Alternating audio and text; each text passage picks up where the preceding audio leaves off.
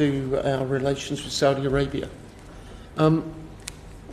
Clearly, I'm sure you'd agree that the UK-Saudi relationship has been and is a very important one for strategic, intelligence, economic, security reasons. But clearly there are problems. It's just been announced by the Turkish prosecutor that Mr. Khashoggi was apparently strangled as soon as he went into the consulate in Istanbul.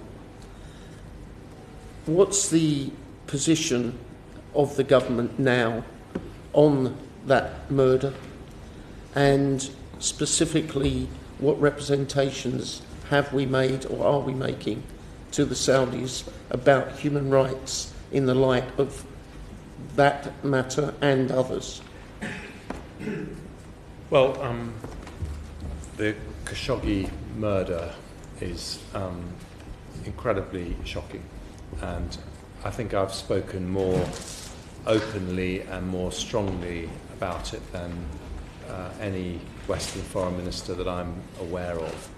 And I made it very clear that if the press stories were true, and it appears increasingly likely that they are true, then what happened would be completely contrary to our values. So I spoke to Foreign Minister Al-Jaber last on the 20th of October about our very, very real concerns. We're continuing to have regular contact with the Saudi authorities. I have also been up front with people that our response has to be considered for two reasons.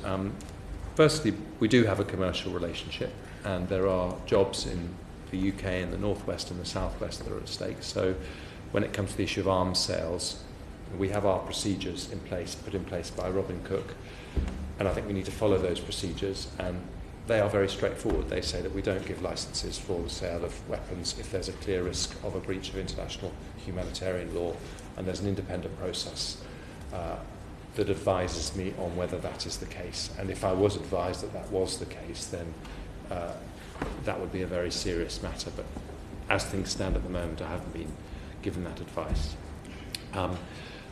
So that's the first point. But I think the second issue of real concern here is the fact that there is a very, very challenging situation in the Middle East. There is a proxy war between Saudi Arabia and Iran in the Yemen. This has the potential to escalate into a much bigger and more dangerous conflict. There's always the risk of Iran obtaining nuclear weapons. And so I just think in that context, and looking at other interventions that we have made in that region in the last 20 years, we just have to be very careful about any action we take, that there aren't unintended consequences. And that's why I do think it's important to be considered in this case. Can I come on to Yemen? You be aware, yesterday the United States made a very significant shift by the call for a cessation of hostilities within 30 days. And presumably, if there isn't a cessation, some action of some kind will follow that. Up to now, the British government has not been pressing for a ceasefire or a UN resolution to bring about a ceasefire. And your Minister, Alistair Burt, told the International Development Committee yesterday that he would only back a ceasefire if Martin Griffiths, the UN envoy, came to him saying the situation had changed. Is the United States announcement last night something that means the situation has changed? I don't think so, because I think what Alistair Burt was talking about was a formal ceasefire. And when you have a formal ceasefire, it has to be monitored, and then, as we know, unfortunately, very often the ceasefire gets breached and the situation can deteriorate.